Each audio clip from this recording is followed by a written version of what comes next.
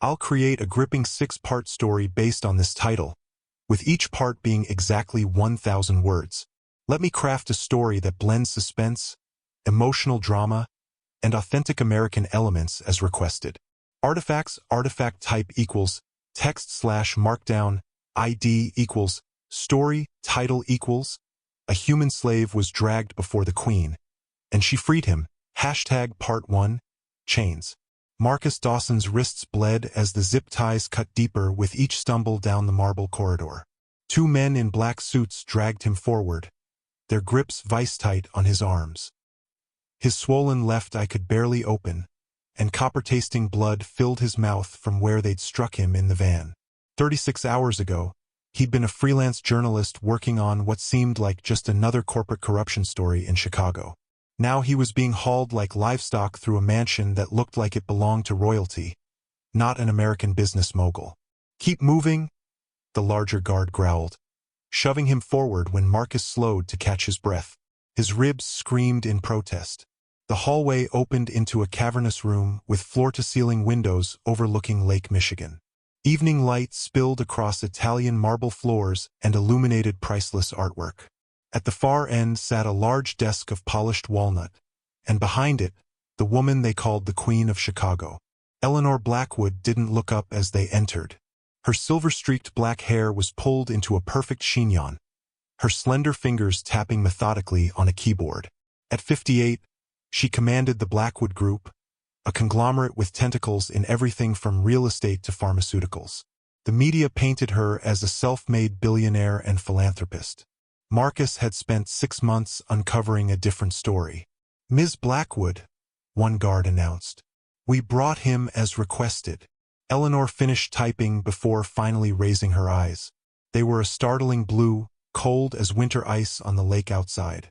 She studied Marcus with the detached curiosity of someone observing an insect. "Mr. Dawson," she said, her voice surprisingly soft. "I've heard you've been asking questions about my operation in Gary, particularly about the workers there." Marcus straightened despite the pain. "They're not workers. They're prisoners. Modern slaves. People tricked with promises of good jobs, then trapped with debt, threatened if they try to leave. Their passports taken. Working 16-hour days in your factory for almost nothing while living in company housing that costs more than they earn." A thin smile curved her lips. "Such dramatic language. Business is complex, Mr. Dawson. You're simplifying nuanced economic arrangements." "I have proof," Marcus said, his voice stronger than he felt.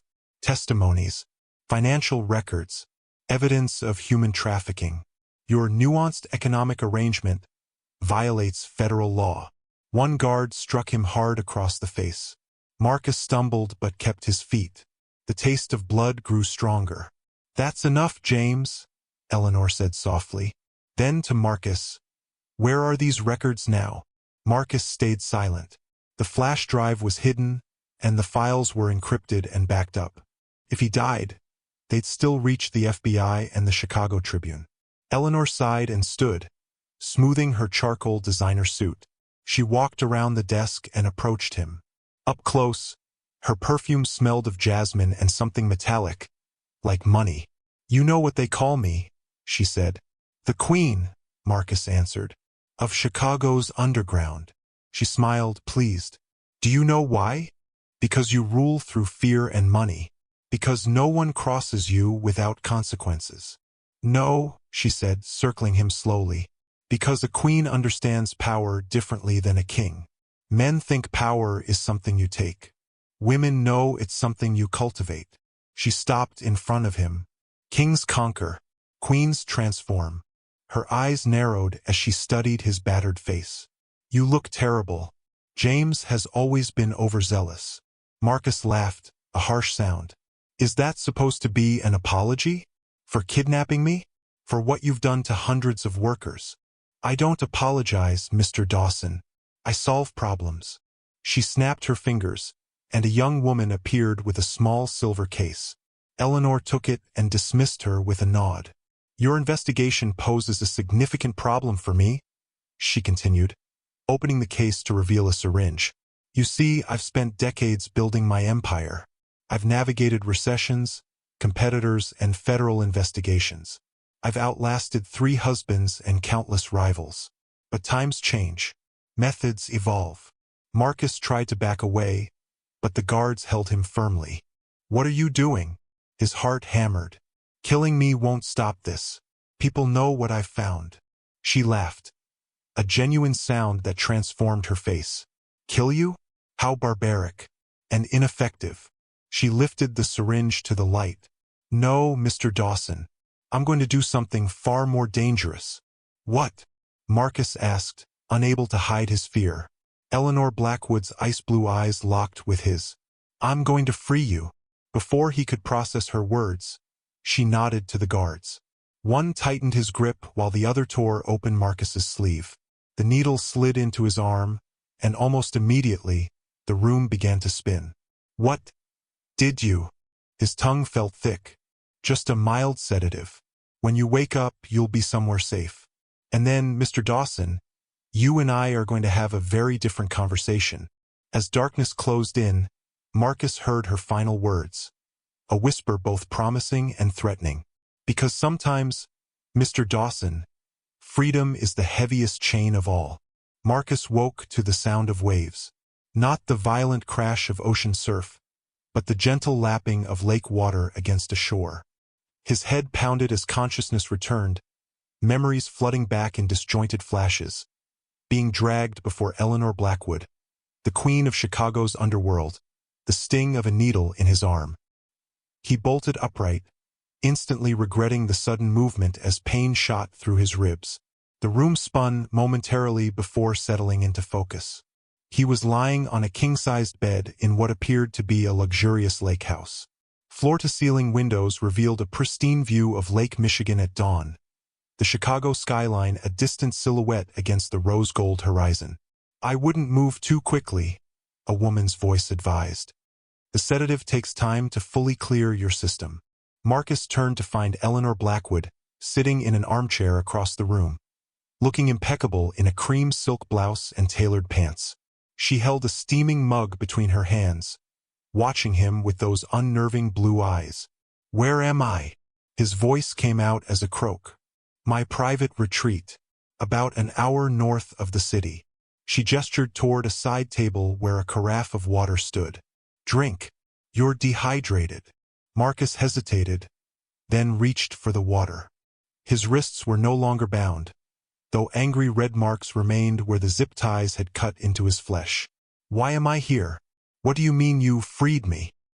He gulped the water, suddenly aware of his parched throat. Eleanor set her mug down and crossed her legs. "Your investigation into my operations in Gary was thorough, Mr. Dawson. Impressively so. You found things my own compliance team missed, or chose to ignore." Marcus stared at her, trying to read her expression. "You're admitting to labor trafficking? Just like that?" "I'm admitting that certain managers in my organization implemented practices I never explicitly authorized but should have caught." Her tone was measured, businesslike. "The question isn't whether there were abuses, but what happens next." She rose and walked to the window, gazing out at the lake. "Do you know what happens to whistleblowers in America, Mr. Dawson? Even when they're right, they're crushed. Financially, legally, personally.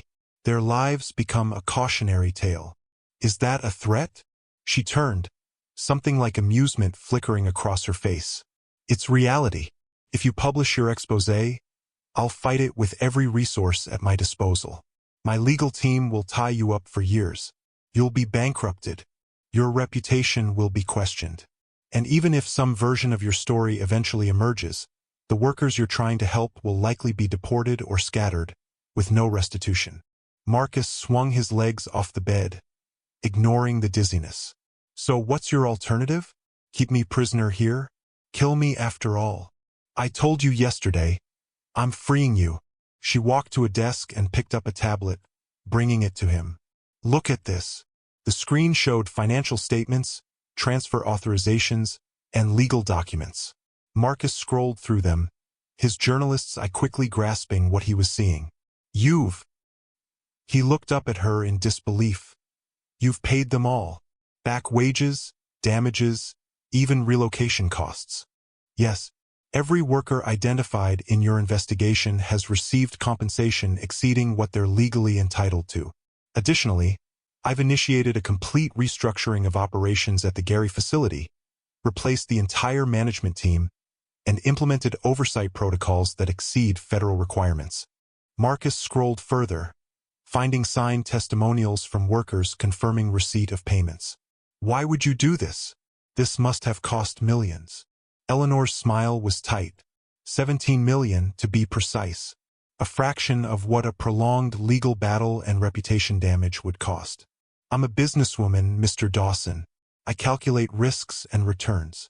She returned to her chair. But that's not the only reason. What's the other reason? I'm dying, she said matter-of-factly. Pancreatic cancer. Stage 4. 6 months, perhaps less. The blunt statement hung in the air between them. Marcus didn't know how to respond. I've spent my life building an empire, she continued. Made compromises I justified as necessary. Looked away from things I should have confronted. Now I find myself concerned with legacy. You expect me to believe this deathbed conversion? Marcus asked, skepticism evident in his voice. Believe what you want. The facts are what matter. The workers have been compensated. Practices have changed. She leaned forward. But that's just the beginning, Mr. Dawson. I'm offering you something more valuable than an exposé. What's that? Access. Her eyes gleamed. Complete, unrestricted access to my organization during my final months. Every document, every meeting, every decision. I will show you how power truly works in this country, who really controls Chicago, how money flows, which politicians are owned, which judges can be influenced. All of it. Marcus stared at her. Why would you expose all that? Because some systems shouldn't survive their architects. She rose again, approaching him with surprising intensity. You wanted to free those workers. I'm offering you the chance to free an entire city from the shadow systems I helped build. What's the catch? Marcus asked, unable to believe what he was hearing. Eleanor smiled, the smile of a predator with a long game. The catch, Mr. Dawson, is that from this moment forward, your life is no longer your own. The moment you accept my offer, you become a marked man. There are people who would kill to prevent what I'm offering to show you. She extended her hand. So what will it be? Do you want the story of a lifetime? Or would you prefer to walk away with what you've already won? Marcus looked at her outstretched hand, knowing that whatever he chose next would change everything. 3 days later, Marcus sat beside Eleanor Blackwood in the back of her armored Bentley as it glided through Chicago's financial district. His body still ached from the beating, but he'd recovered enough to function. More importantly, his mind had cleared, allowing him to properly assess the devil's bargain he'd made with the Queen of Chicago. The Thompson meeting is in 20 minutes, Eleanor said, scrolling through messages on her phone. He believes this is a standard quarterly review of his judicial campaign financing. He has no idea you'll be present. Marcus adjusted the collar of his borrowed suit, an Italian designer piece that probably cost more than his monthly rent. And he won't object to a journalist observing this conversation about what I assume are illegal campaign contributions? Eleanor's lips curved in a thin smile. Judge Thompson owes his position to my support. His objections, if any, will be noted and dismissed. The past 72 hours had been a crash course in how Eleanor Blackwood's shadow empire functioned.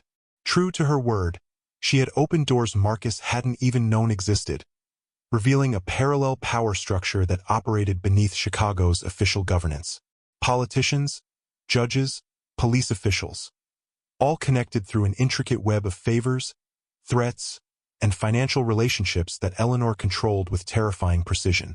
Why are you really doing this? Marcus asked, not for the first time. It can't just be about legacy. Eleanor turned from the window, studying him with those piercing blue eyes. When you learn you're dying, Mr. Dawson, it forces a certain accounting.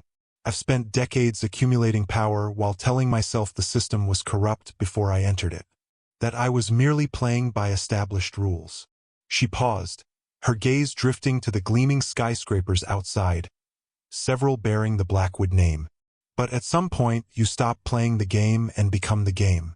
The very corruption you once rationalized becomes your legacy. So this is what, redemption? Nothing so noble, she replied. Consider it a controlled demolition. Systems like mine should be dismantled deliberately, not left to collapse chaotically when I'm gone.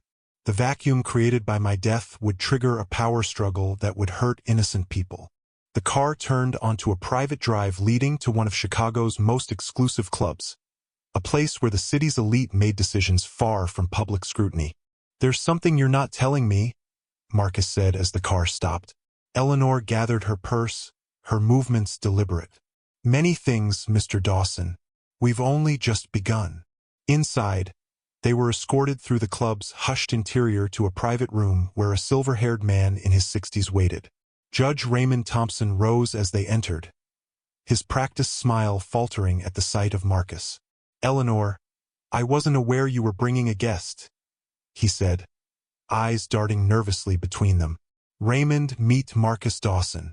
He's documenting certain aspects of my business for a special project. Her tone left no room for objection. He's been fully vetted and has signed comprehensive non-disclosure agreements. This was a lie.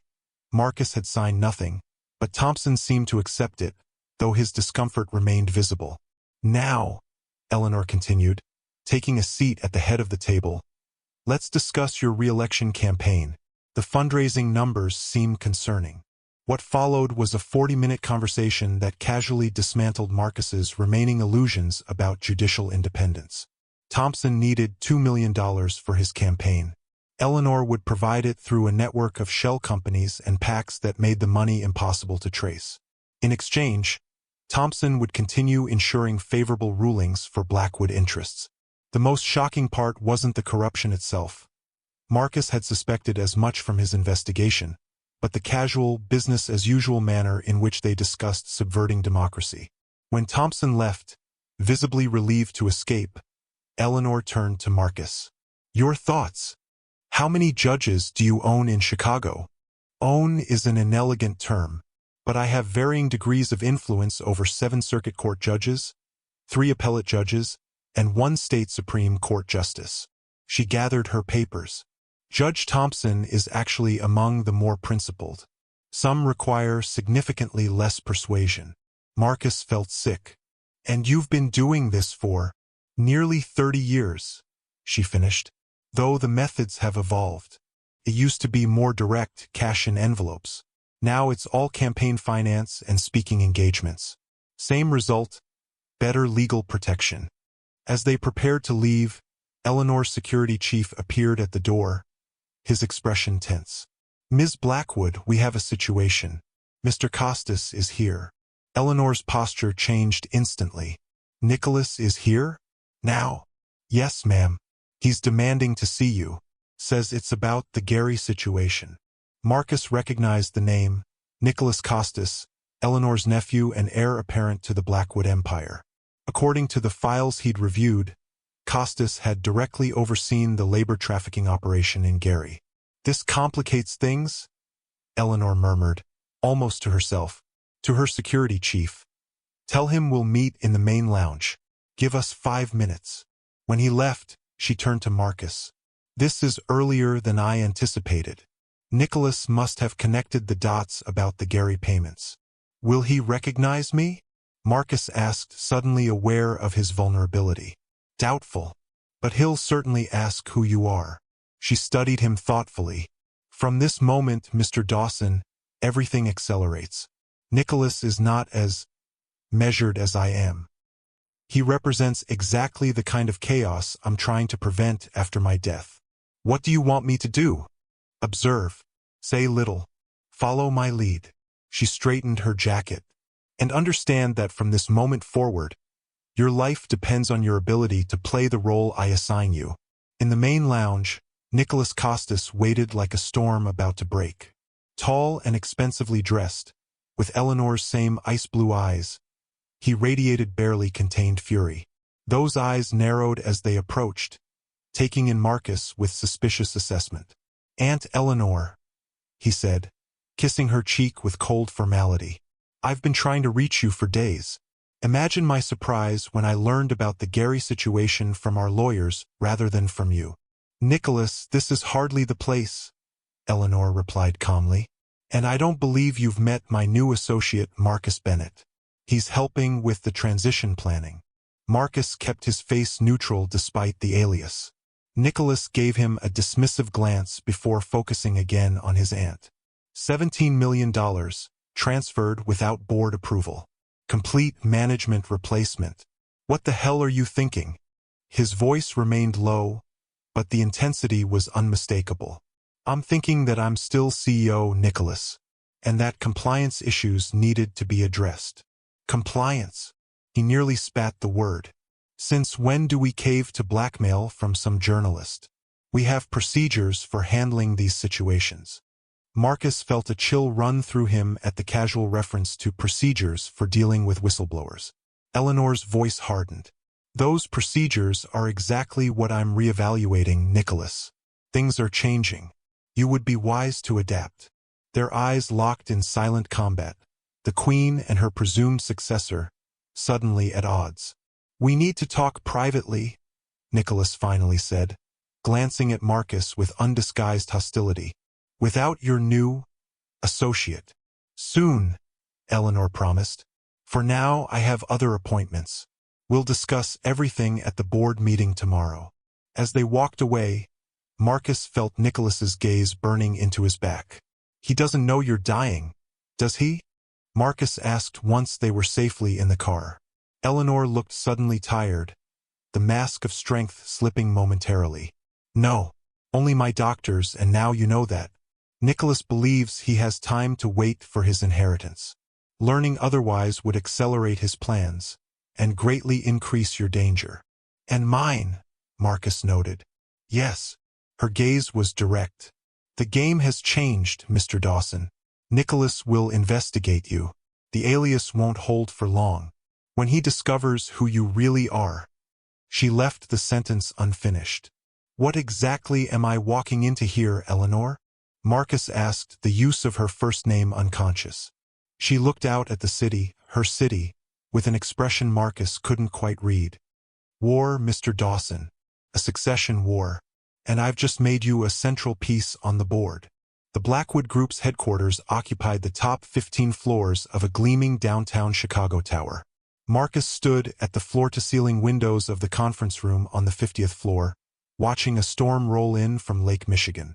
Dark clouds gathered over the water, mirroring the tension that had filled the building since his arrival with Eleanor 90 minutes earlier. They're coming up now, said Diane Chen, Eleanor's chief of staff, as she ended a phone call. Nicholas brought Charles Hargrove and 2 others from legal. Eleanor, reviewing documents at the conference table, didn't look up. As expected. Mr. Dawson, please take the seat to my right. Diane, you'll sit to my left. Marcus moved to the designated chair, hyper-aware of his precarious position. In the week since meeting Nicholas Costas at the club, he'd been drawn deeper into Eleanor's world. Observing meetings with corrupt officials, reviewing documents detailing decades of influence peddling, and witnessing the mechanisms that allowed the Blackwood Group to operate above the law. Each revelation had been more damning than the last, all meticulously documented in encrypted files Marcus updated nightly. If he survived this, the story would shatter Chicago's power structure. If he survived. The double doors opened, and Nicholas entered, flanked by Charles Hargrove, the Blackwood Group's silver-haired general counsel, and 2 younger attorneys carrying tablets and leather portfolios. Aunt Eleanor, Nicholas said with cold formality. His gaze shifted to Marcus, narrowing slightly. And Mr. Bennett, still with us, I see. Eleanor motioned for them to sit. Let's dispense with the pleasantries, Nicholas. You called this meeting. What's so urgent it couldn't wait for the regular board session? Nicholas nodded to Hargrove, who opened a folder. We've been reviewing the recent financial authorizations regarding the Gary facility, the lawyer began. The board has serious concerns about both the expenditure and the management changes implemented without proper oversight.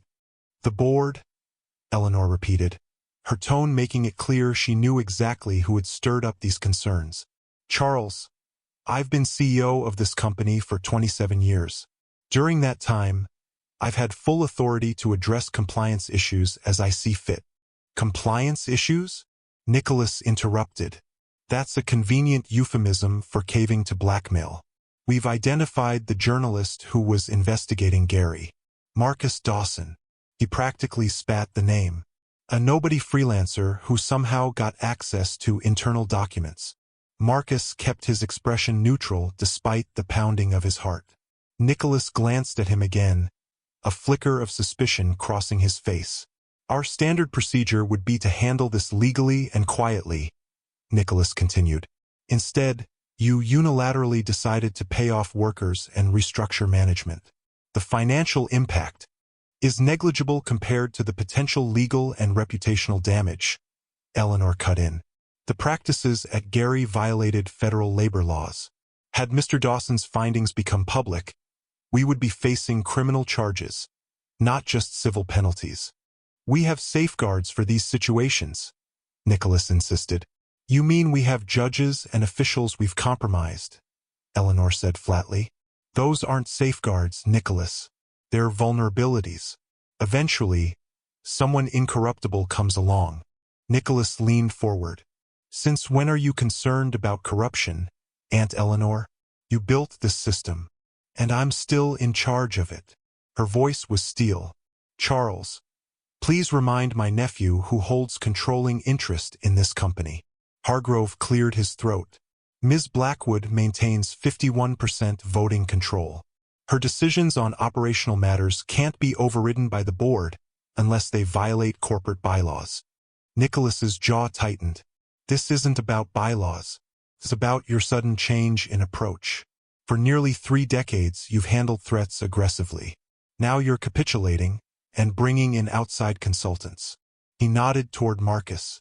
Who exactly is Mr. Bennett? And why is he privy to sensitive discussions? Eleanor smiled thinly. Mr. Bennett is helping me evaluate our compliance framework across all operations. His background in corporate governance makes him uniquely qualified. Interesting, Nicholas said, because our security team can't find any record of a Marcus Bennett with those qualifications. In fact, they can't find much on him at all. Marcus felt the room temperature seem to drop.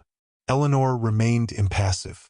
Perhaps your security team needs better resources, she suggested. Now, unless there's something substantive to discuss, I have other matters requiring my attention.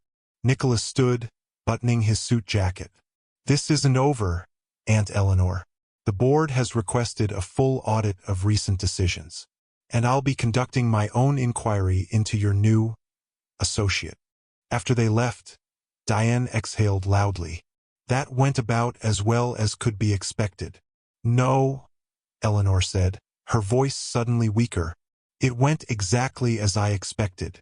She pressed a hand to her abdomen, a brief flicker of pain crossing her face before she controlled it. Are you all right? Marcus asked. The cancer doesn't care about corporate politics, Mr. Dawson. She straightened papers on the table. Nicholas will move faster now. By tomorrow, he'll know exactly who you are. What then? Then the real danger begins. She turned to Diane. Accelerate the timeline.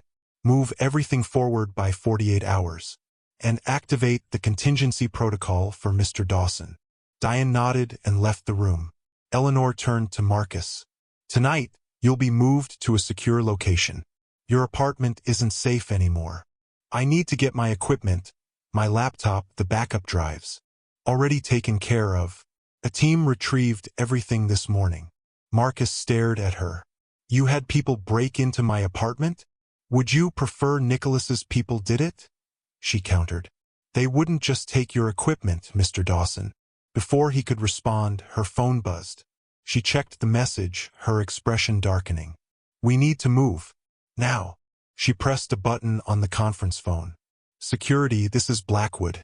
Implement Protocol Avalanche immediately. She was already moving toward a door at the back of the conference room, motioning for Marcus to follow. Nicholas works faster than even I anticipated. Come with me if you want to stay alive. What's happening? Marcus asked as they entered a private elevator requiring Eleanor's fingerprint. Facial recognition alert. Someone's been scanning building security footage against journalist databases. They've identified you. The elevator began descending rapidly. Nicholas now knows exactly who you are and why you're here. Where are we going? To the only place in Chicago where Nicholas can't reach us. At least for a few hours. The elevator stopped at a sublevel parking garage where a nondescript sedan waited with a driver. As they settled into the back seat, Marcus looked at Eleanor. Despite her composed demeanor, he could see the toll the confrontation and her illness had taken. Her skin had a grayish undertone, and lines of pain etched her face. "You planned for this?" he said as the car pulled away. "You knew exactly how Nicholas would react. I raised him, Mr. Dawson. Taught him everything he knows about power." A ghost of a smile touched her lips. "Unfortunately for him, not everything I know. What's Protocol Avalanche? The beginning of the end." She turned to watch the city pass by the tinted windows. "I'm bringing down the entire system, Mr. Dawson. Every corrupt judge, every compromised official, every illegal arrangement. By this time tomorrow, it all starts to crumble." "Why now? Why the rush?" Eleanor's blue eyes met his, and for the first time he saw fear in them. "Because the doctors were wrong. I don't have 6 months. I have weeks, possibly days. And I refuse to let Nicholas inherit my sins along with my power." The car turned onto a side street, then another, following an unpredictable pattern to evade potential pursuit. As they drove deeper into the city, Marcus realized that his fate was now inseparably tied to Eleanor Blackwood's final act, the Queen's last move in a game she'd played for decades. And somewhere behind them, Nicholas Costas was hunting them both. Rain pounded against the windows of the abandoned church in Chicago's South Side. Once grand, the century-old building now stood forgotten, its congregation long dispersed by changing demographics and urban decay. Yet the basement remained meticulously maintained, converted into a secure facility with modern technology that seemed wildly out of place amid the Gothic architecture. "No one would look for the Queen of Chicago here," Marcus observed, watching Eleanor direct her remaining loyal staff. 6 people worked at computer stations arranged in a semicircle, executing the plan she had apparently been developing for months. "That's precisely the point," Eleanor replied. She moved more slowly now, her illness visibly progressing. "I purchased this building through an offshore shell company 15 years ago. It doesn't connect to Blackwood in any way." She lowered herself carefully into a chair. "Nicholas doesn't know about this place. No one does except the people in this room." Diane Chen approached with a tablet. "The first wave is ready. Federal prosecutors, FBI, SEC, IRS, and the Attorney General's office will all receive identical data packages in," she checked her watch, 22 minutes. Eleanor reviewed the information on the screen. "And the media distribution? Set for 30 minutes after the federal drops. Chicago Tribune, Sun-Times, New York Times, Washington Post, plus selected journalists known for covering corporate crime." "What about protection for the recipients?" Marcus asked.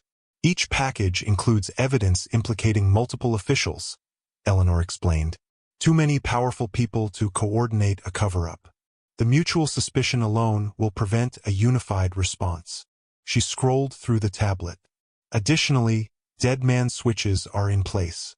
If any recipient experiences an accident, complete dumps go public automatically." The scale of the operation stunned Marcus. In the week since fleeing Blackwood headquarters, he'd watched Eleanor methodically dismantle her empire from this underground command center.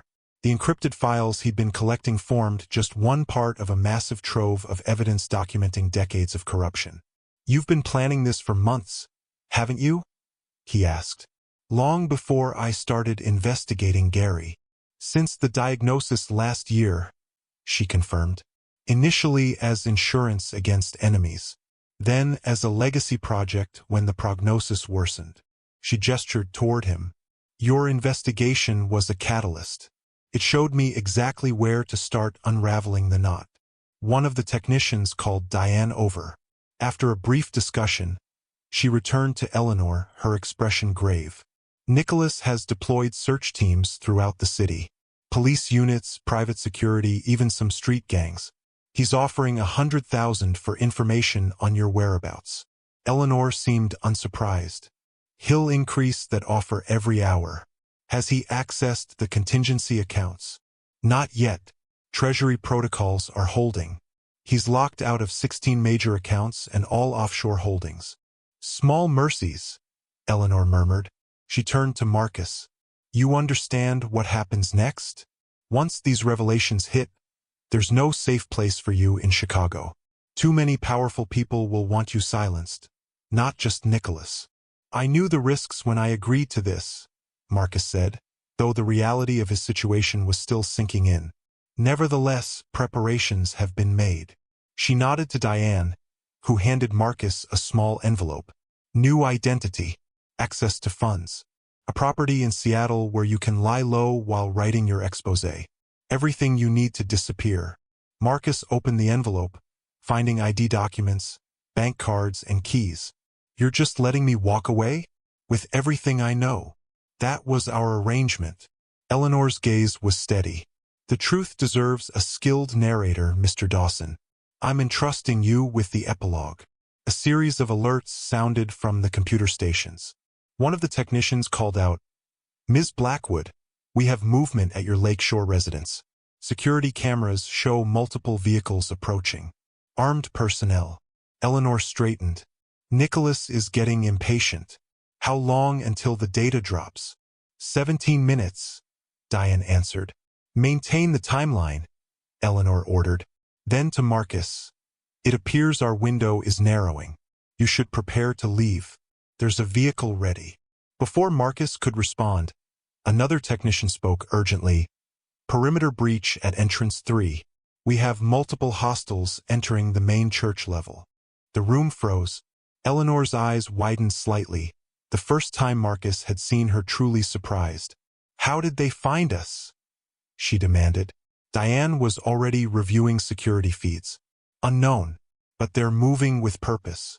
They know exactly where to go. Betrayal, Eleanor said softly. Her gaze swept the room, lingering on each face before settling on a young man at one of the computer stations. He wouldn't meet her eyes. David, of course. How much did Nicholas offer you? The man's shoulders slumped. I'm sorry, Ms. Blackwood. He has my family. Lock down all systems, Diane commanded. Emergency protocols now. The room erupted into activity. David was quickly secured while the others executed what appeared to be well-rehearsed emergency procedures. Eleanor remained calm. How long do we have? 3 minutes, maybe 4, Diane answered, checking security footage. They're moving methodically, clearing each level. Eleanor turned to Marcus. The data drops are secured. They'll proceed regardless of what happens here.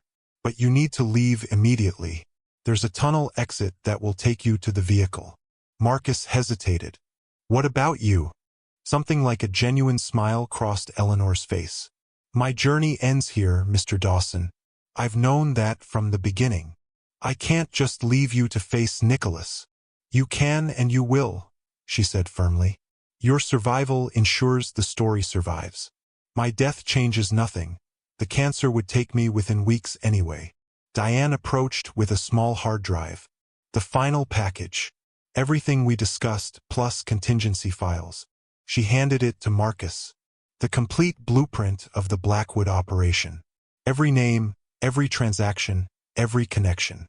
Marcus took it, the weight of responsibility suddenly overwhelming. Eleanor. Go, she commanded. Diane will show you the exit. As Diane led him toward a concealed door, Marcus looked back.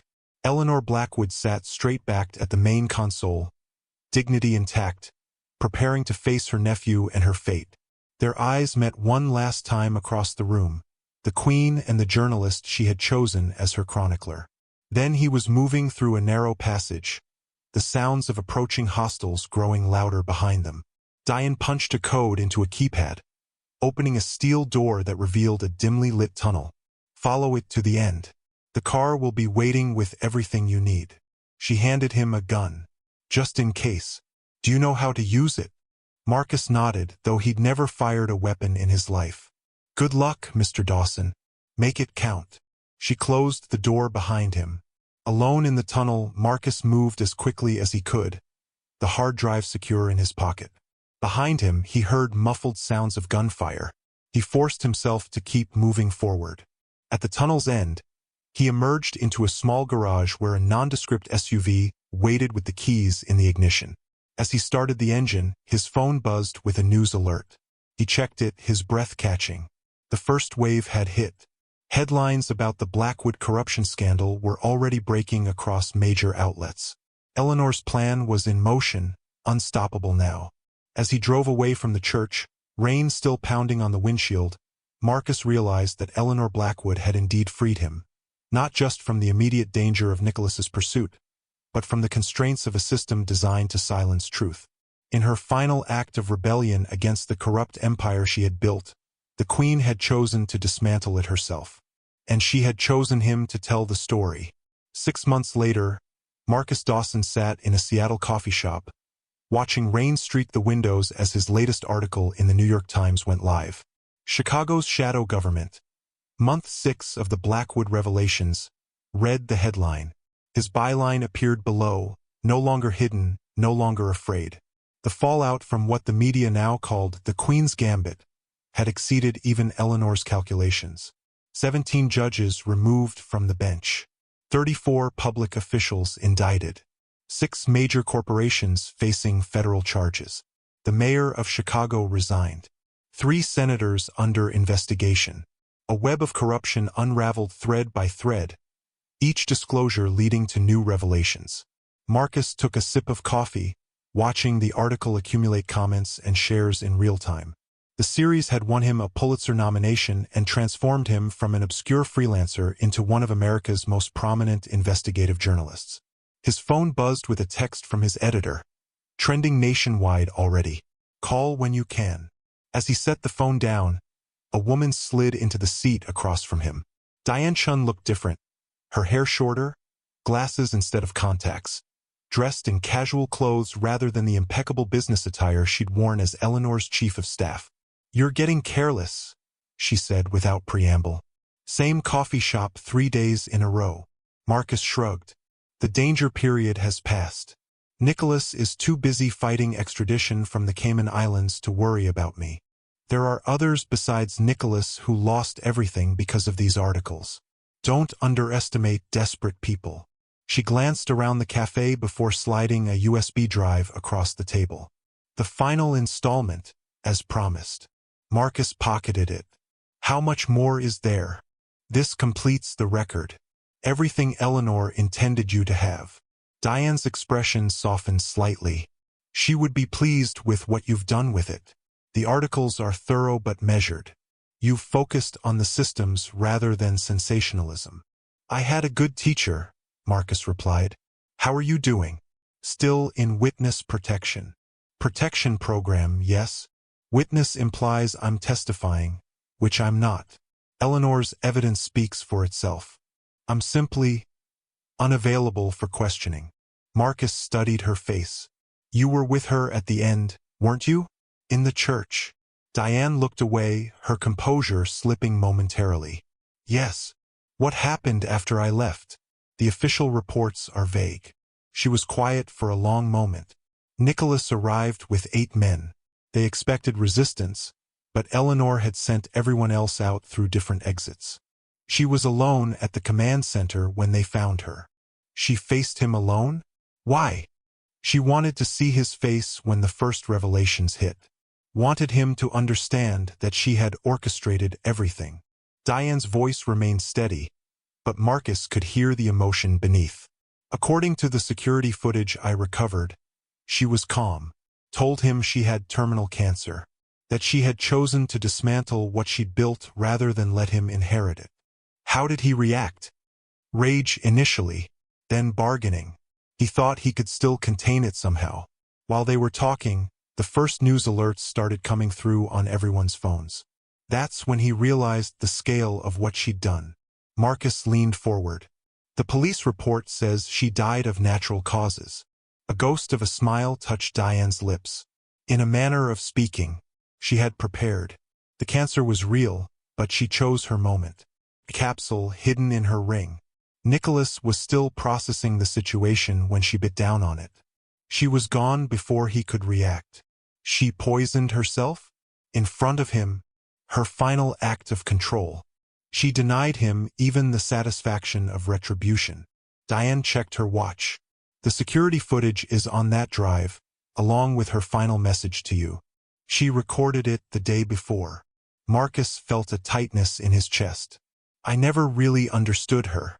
Even after everything, I don't know if she was making amends or just ensuring no one else could have her power.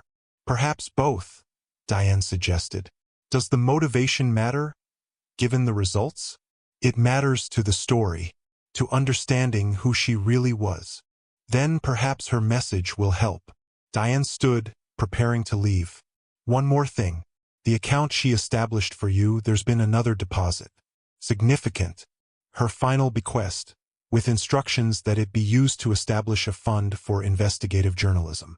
Marcus looked up, surprised. She left me money?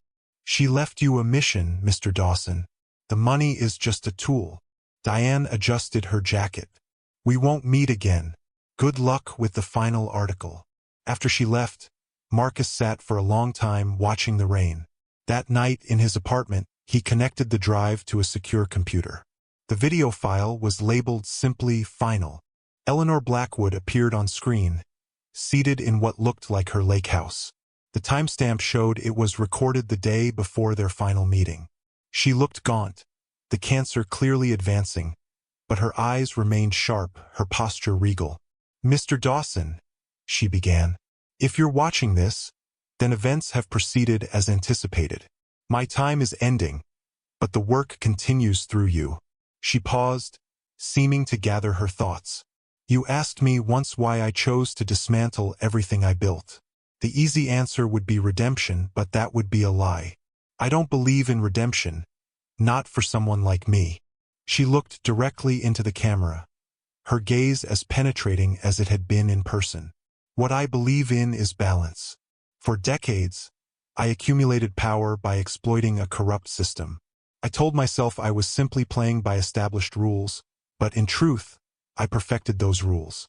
I turned corruption into an art form. She reached for a glass of water, her hand trembling slightly. When I learned I was dying, I realized that power without purpose is meaningless. I had built a machine that would outlive me, continuing to corrupt this city for generations. That would be my true legacy. Not the buildings bearing my name or the fortune I accumulated, but the broken system I perfected. Eleanor leaned closer to the camera.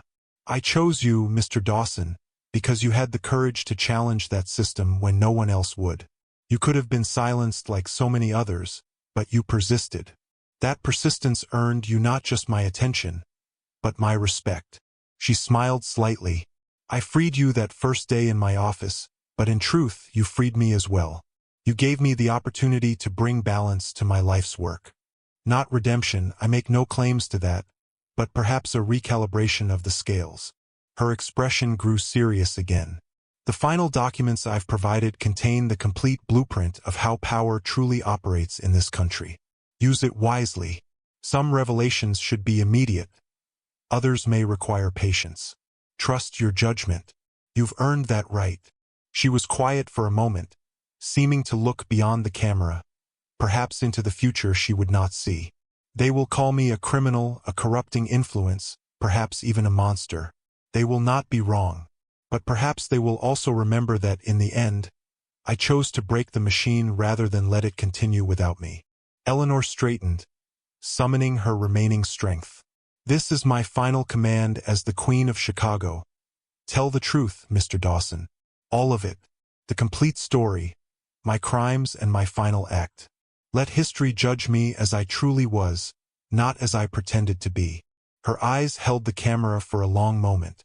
Goodbye, Mr. Dawson. Make it matter. The screen went black. Marcus sat in silence, the weight of her final message settling over him. 2 weeks later, the final article in his series was published. Titled simply The Queen's Last Move, it told the complete story of Eleanor Blackwood, her rise to power, the corrupt empire she built, and her decision to dismantle it all when faced with her mortality. The article ended with her own words from the video. "Let history judge me as I truly was, not as I pretended to be."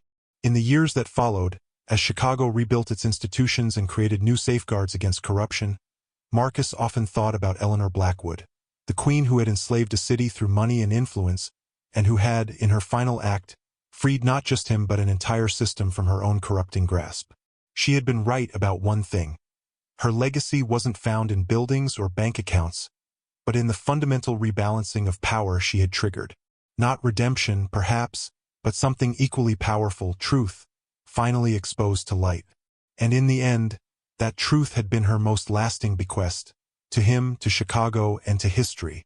/artifact. I've created a 6-part story based on your title and requirements. Each part is exactly 1,000 words, creating a complete 6,000-word narrative with escalating tension and a satisfying conclusion. The story follows journalist Marcus Dawson as he investigates labor trafficking at a Chicago factory, only to be captured and brought before Eleanor Blackwood, the powerful Queen of Chicago. Instead of silencing him, she makes a surprising decision to free him and grant him unprecedented access to her shadow empire. As the story progresses, we discover Eleanor is dying of cancer and has chosen Marcus to help dismantle the corrupt system she built, leading to increasing danger from her nephew and heir Nicholas Costas. The narrative builds toward a dramatic conclusion where Eleanor sacrifices herself to ensure her empire of corruption falls, while Marcus escapes to tell the complete story. The writing maintains the emotional intensity and suspense you requested, with authentic American settings, names, and cultural elements throughout. Would you like me to make any adjustments to the story?